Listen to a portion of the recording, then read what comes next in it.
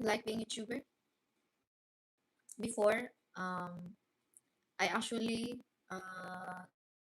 didn't want to do live streaming.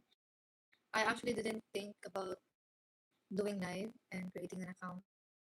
It's actually my mom who started this one, and she wants me to continue. Um, at first, I was forced to do so, but then later on, I tried to adapt and then adapt how it works, how people um,